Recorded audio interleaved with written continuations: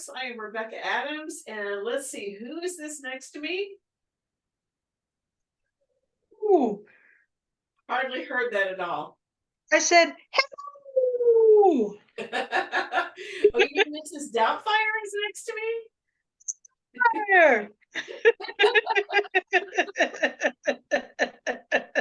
Our wonderful Becky Vermeer, if you're not familiar with our show.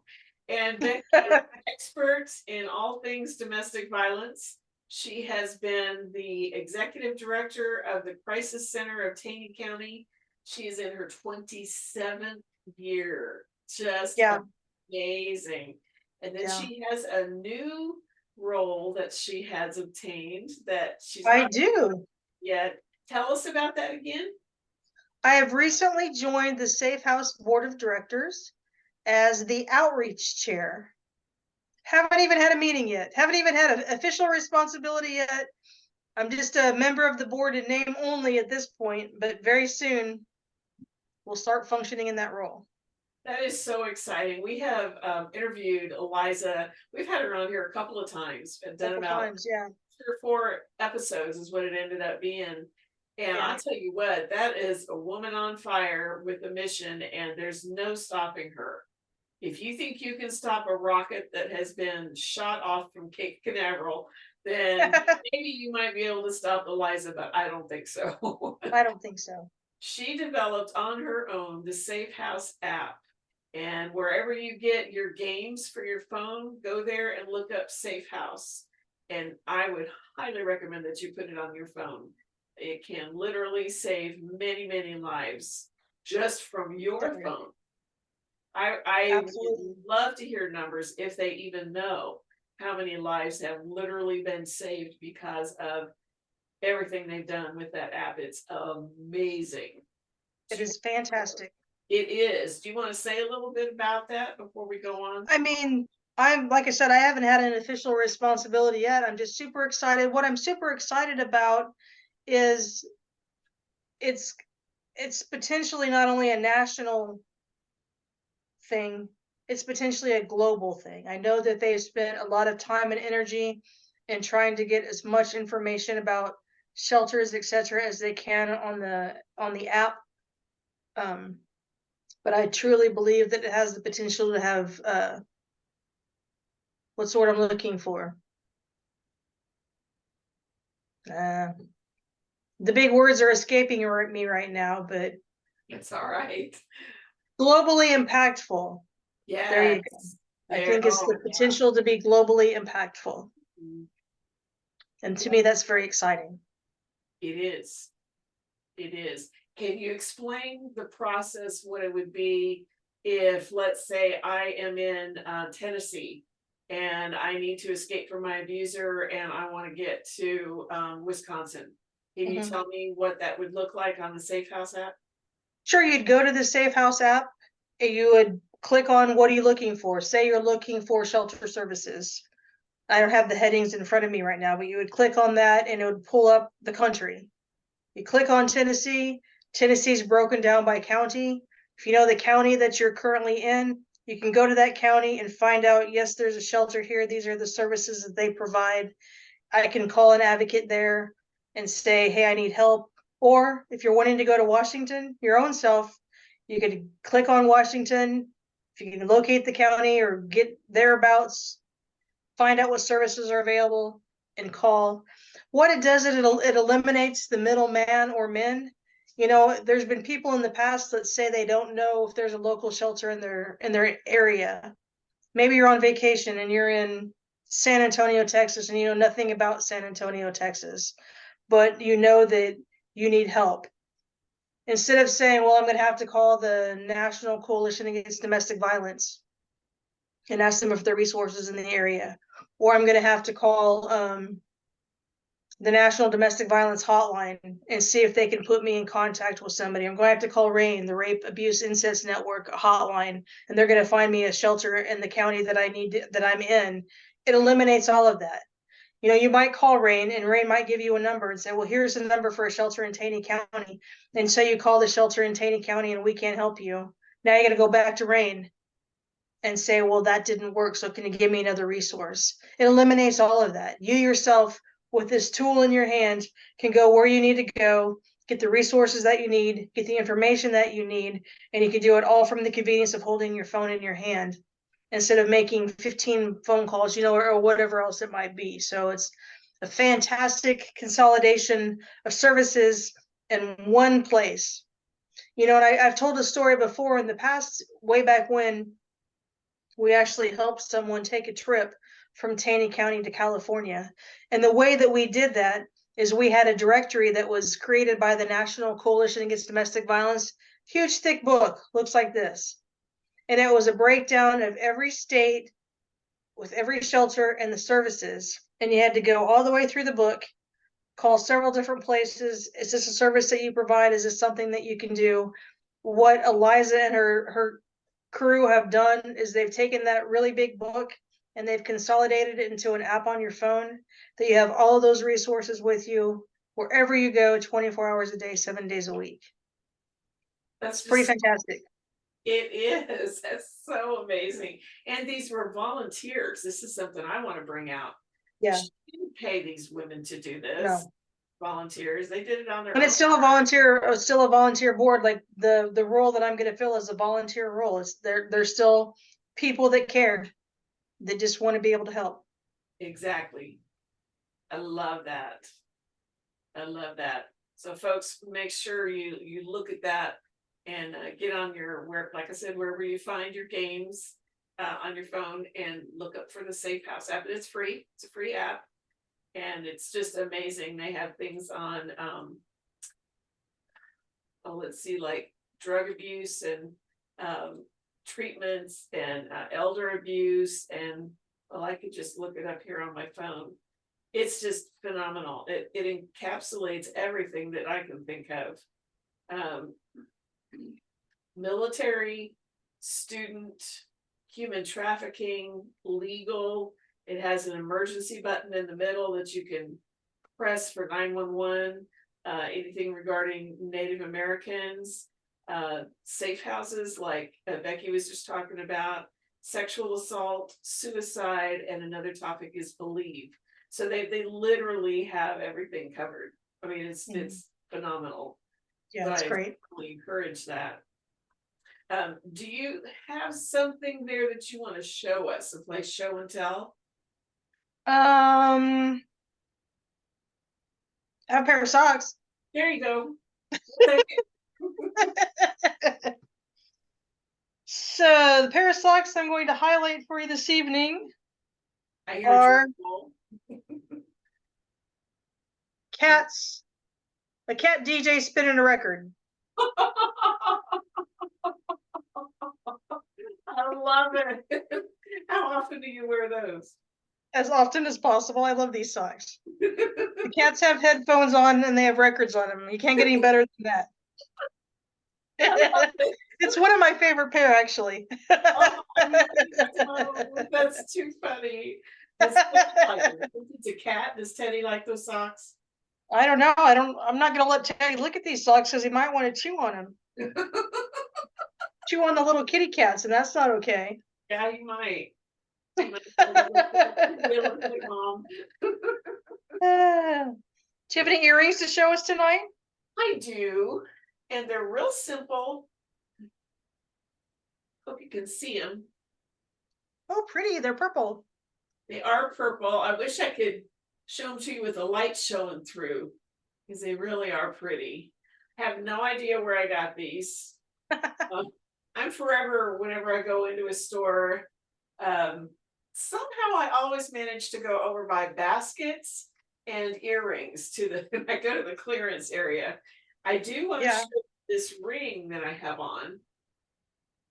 Oh, I like that. Really different. So what this is, a friend of mine made this. He works with wood. He's like a brother to me. Pretty. This is actually purple. And he didn't really stain it like that. That's the color of the wood, more or less. And then on the inside is, I don't know if we can catch that with the light, but it is metal. Oh, wow. I like that. on the inside. Isn't that awesome? Mhm. So I love that. So kudos to you, George. You do good work. Thank you. Very nice. Yes. And I do have to I have to do one show and tell here. I don't have the other earring to this because it kind of came apart, but I love these earrings. They're just as light as a feather, and they were $1 a pair. I don't go high That's good. dollar on anything. I think my pair of socks cost more than those earrings. I would imagine so. Place in Springfield where you could go and get earrings for $1 a pair. I love shopping in there. I bet. Yeah, that was fun. I could really cover a lot. So I want to pick up where we left off. We talked about in the last episode about what your episodes, yeah, your episodes that you've had with abusers.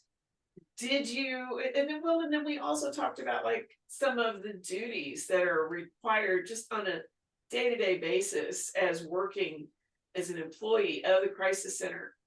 Did you have any idea on any of this or all of it or a little tiny bit of it when you first took the job as a part-time advocate? No. So what were the things that what were the things that you expected and what things were surprises to you? I didn't know what to expect. When I first started working at the crisis center, I took the job as a part-time court advocate. And, we've talked about this before. And if people have watched the episodes, I was just looking for a part-time job. Like Right. that's what I was motivated by. And so, I tend to be the kind of person that does a really good job of flying by the seat of my pants when somebody asks me questions and things. So I did a pretty decent job in the interview, and that's why I got the job. But even with that, I did not know anything about domestic violence. Not really. I didn't know that Missouri had an adult abuse act. Like I didn't know any of that stuff. And so I've told you before that my actual training for the job was the director that hired me took me to the courthouse, introduced me to a couple of people, and said, "See you later." And so everything that I've learned over the course of the first few years and then over the course of the last 27, a lot of it I learned on my own. Like I just educated myself. So even when it came to her telling me what the job description of the court advocate was, I didn't really know what it meant. I'll just be flat out. I had never been in a courtroom before. Oh wow. I'd never been in trouble with the law before, so I had no frame of reference for that. I didn't know anything about legal jargon. What does this thing mean? What does that thing mean? I didn't know anything about it. And so the whole thing was completely brand new to me. I didn't really have an expectation what was expected of me to even do the job from my supervisor, let alone myself. Like even the first time I led a support group, I think I've told you this before too. The person that was hired to do support groups got fired that day. I was already home from the office and doing my own thing when I get a call from the director that says, "Can you lead support group tonight?" It's like, "What time is support group?" I didn't even know. She told me what time what support group was, and she's like, "What am I supposed to do?" "We'll just have a group." "Okay, I can do that." And so I walked in blindly into a room of people and I had no idea what I was supposed to do. I'll tell you what, I love that. I love that I had no preconceived notion. I love that nobody sat down and told me that this is the way that you do your job. I love that nobody said you have to make sure you do this thing and that thing and the other thing. For me, that was trial by fire, maybe, but it was the absolute perfect environment for me. Because I have always considered myself to be, and I always put it on my resume, that I'm a motivated self-starter. Like I like to do that. And so give me a challenge and then let me do it. Even as a child, and you can ask my mom, If in my mind I was gonna go do the dishes, that's fine, I'll go do the dishes. The second my mom said go do the dishes, it would irritate the stun out of me. Let me do it. Don't tell me to go, let me do it. And so that's just the way I'm wired. There are some people that probably would have been like, I can't do this, and no fault of their own, but for me, that was perfect. Because what I did is I just read everything I could get my hands on. Yeah. And I asked questions of the people that I knew who had the answers and kind of developed the job from there. But what's the question? Let me take it a different direction. So what surprised you the most about your job duties that you had? I mean, I realize you had no preconception of what the job entailed, but what surprised you the most of what you needed to do?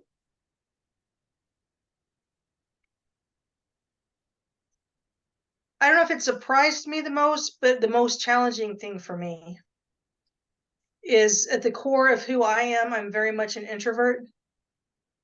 And so I have told people over the years I don't think I was a great court advocate.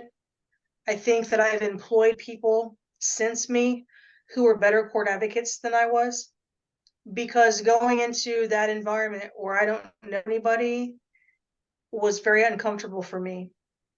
So I think one of the biggest challenges for me was finding my voice. At the time where I was encouraging other people to find their voice, I also had to learn how to find my own. And so in our former episode, I told a story about a question that the judge had asked of me, because I didn't at that time know how to find my voice or know quite how to use my voice in that role. I just did what the judge said to do.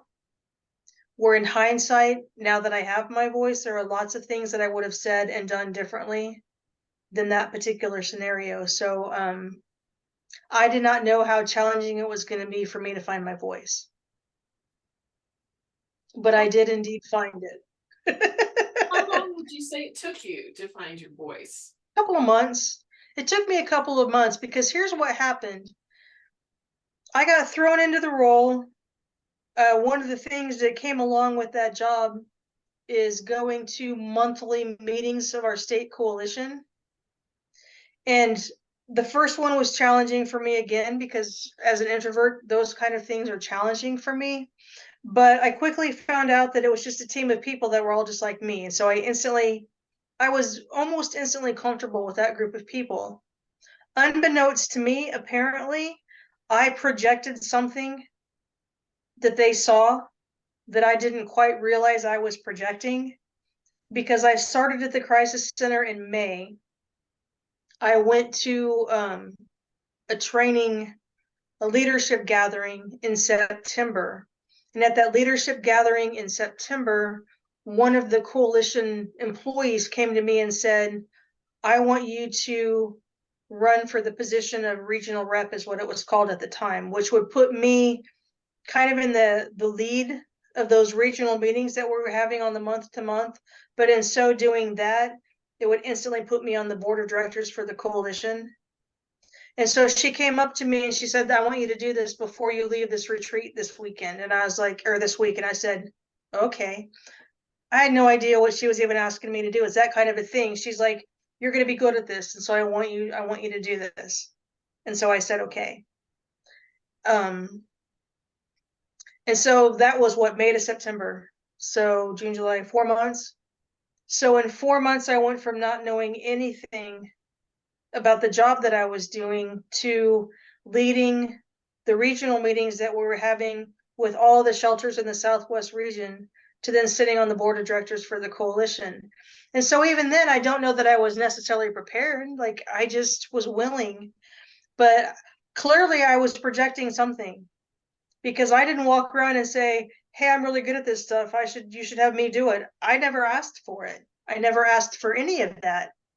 But apparently there was something in me that the director that hired me saw, when I didn't know anything about what I was interviewing for. She saw it.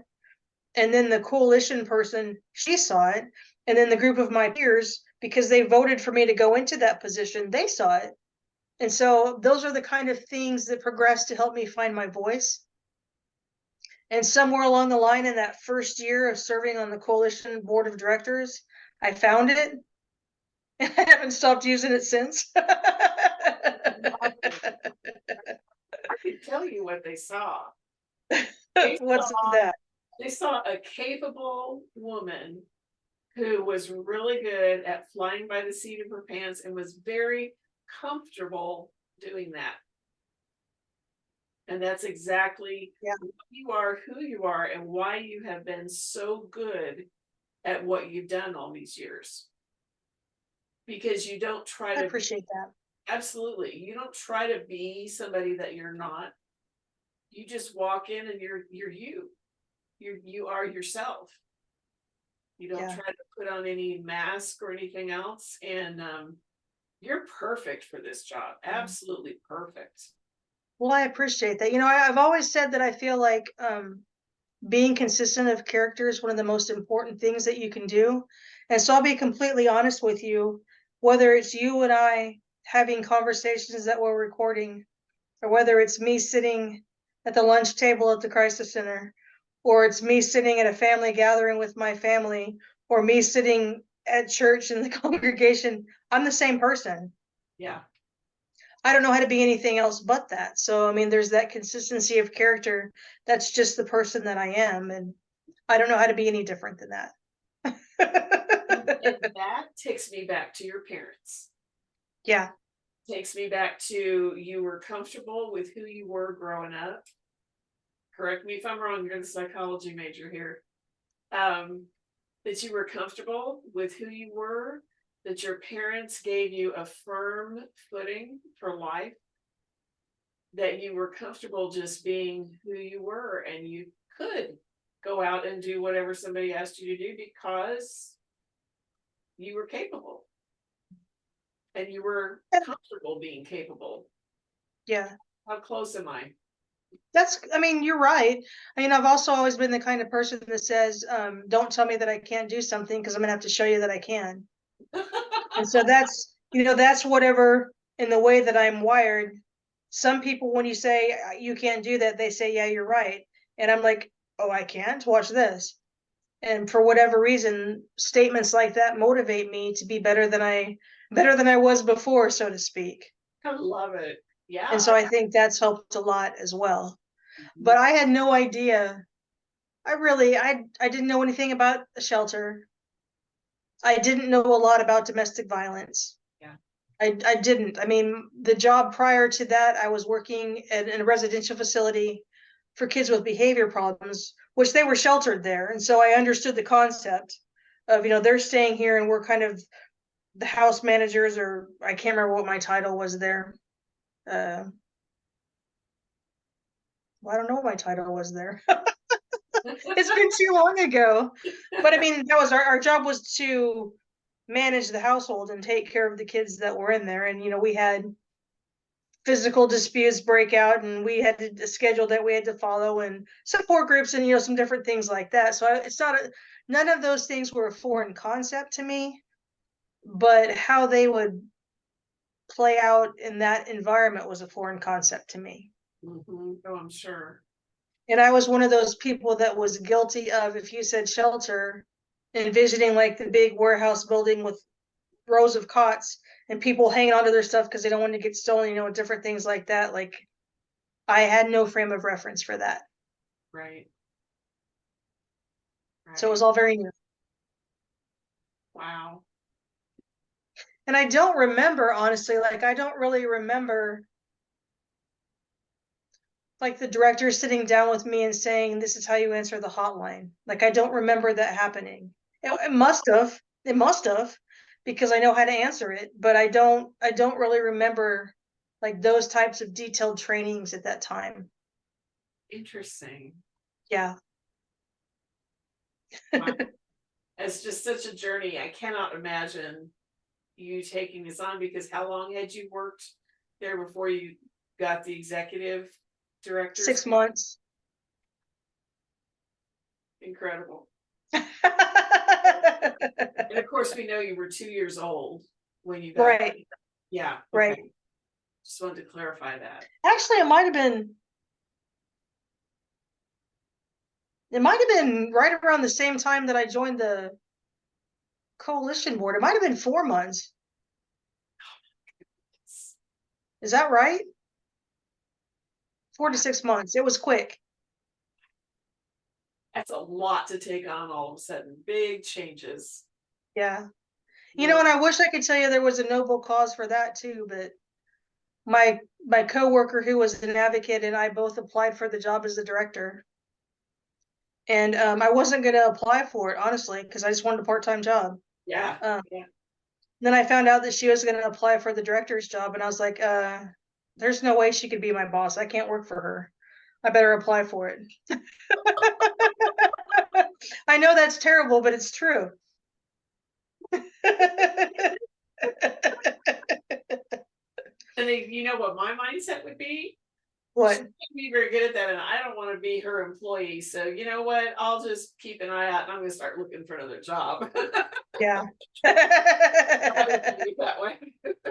I just decided I'd apply for the job too. That's incredible. There isn't anything that scares you, is there? No, not really. For that job. That's incredible. Well, let me ask you a couple of questions about, and I know we already talked about abusers, but I have a couple of specific questions I want to ask you. And I'm going to dive into your psychology background here with this. Are abusers in general, and all these questions are going to be in general, are they disconnected to their own emotions? Ooh, that's a good question. Is that something that's common or not common? That's a good question. Is that a Becky question? That's a Becky question. Yeah, that's a good question. I can't give you a textbook answer on that because I have not researched that particular topic.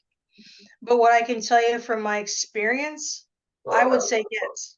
I would say that there is a definite disconnect. And the reason that I say that would be this.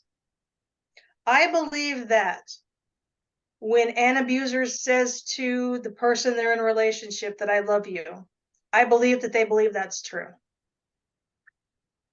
I believe that they believe that's true.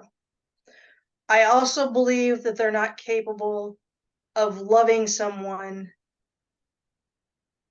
by the definition of that word love. And so I think that there's an emotional disconnect.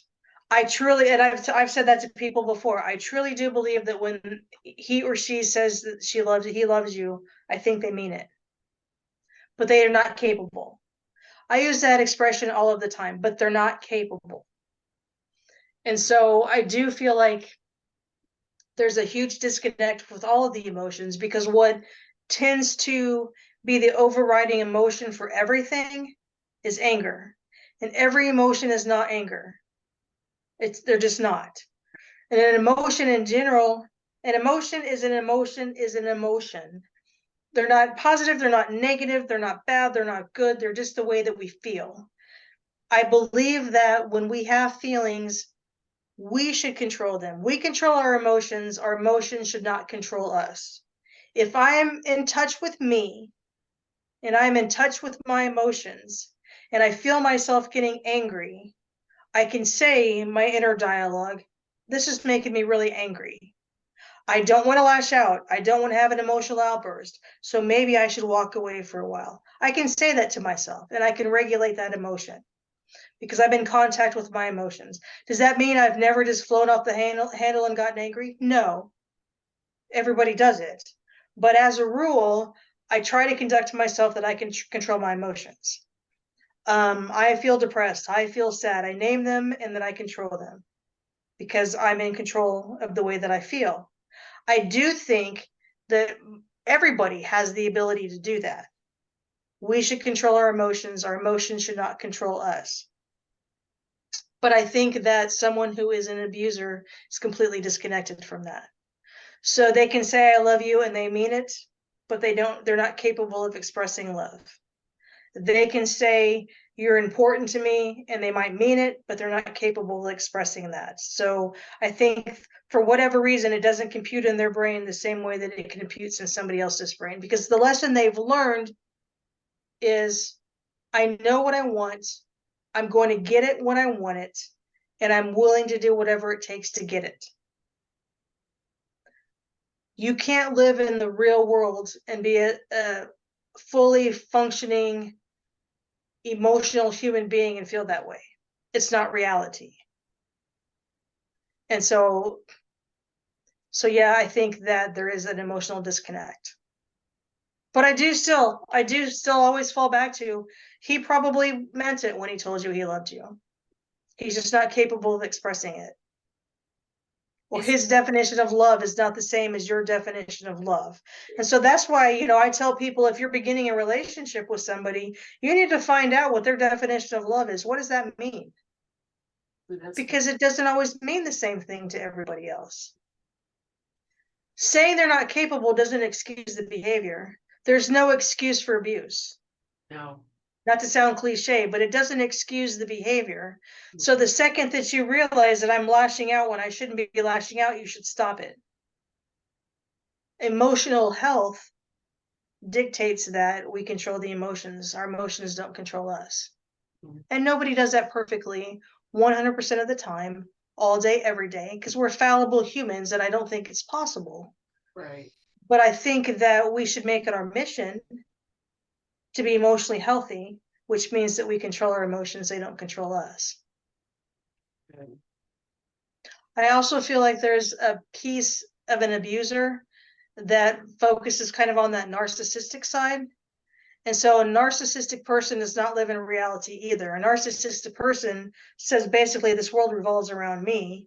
And so what I'm motivated is how not only do what I think of me, but what do you think of me? That kind of a thing.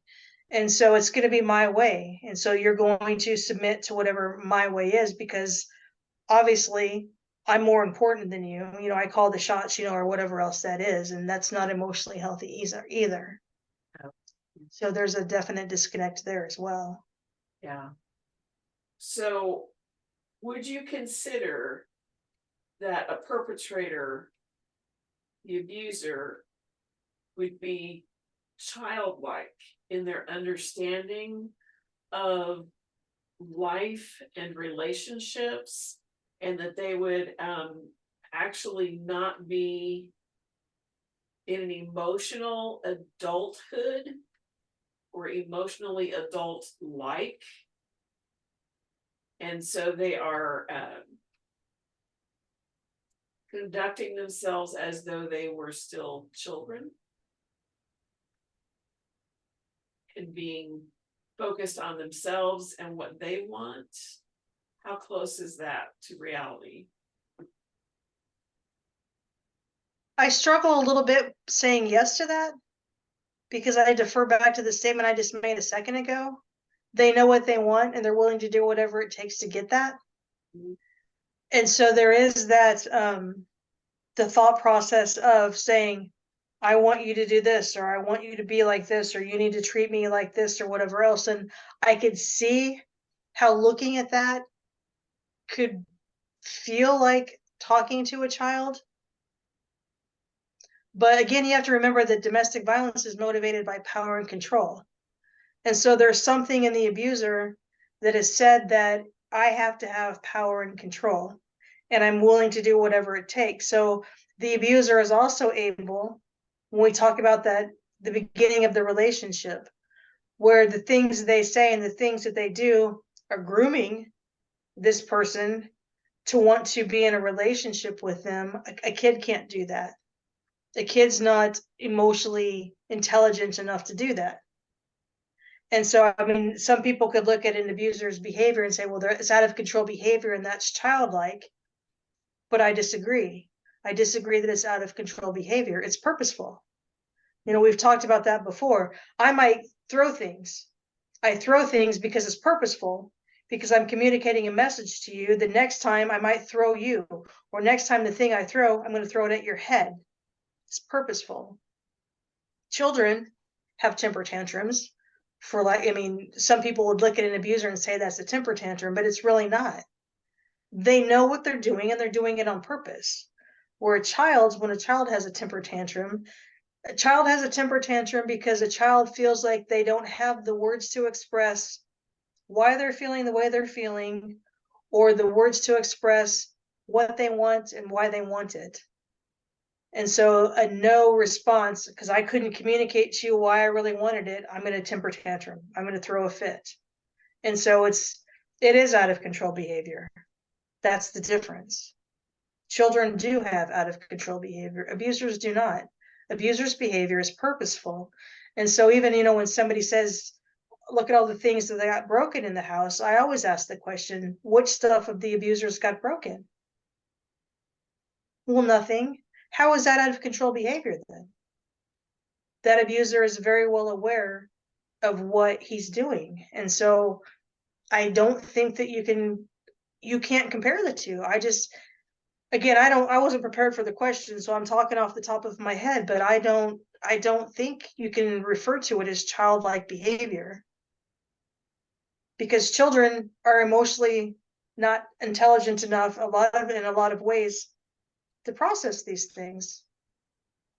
An abuser is so emotionally intelligent that they know what they're going to do, they know why they're going to do it, and they know what the expected outcome is going to be. A kid can't do that. And so I think that we're justifying an abuser's behavior when we say, well, it's just childlike. It's not. Great answer. I like the way you picked that apart and laid that out so it was clearly understood. Appreciate that. And again, it's just my opinion, but that's my opinion. Exactly. Well, that's what all your answers are. So you're either telling about facts or you're telling your opinion, so that's okay. Well, we have concluded another episode. Can you believe it? No. We have. It's amazing. Wow. I know. Look at us go. It goes so fast. It's incredible. So you have a hand signal that you're going to teach us that is an international hand signal for anybody that needs help. Yes.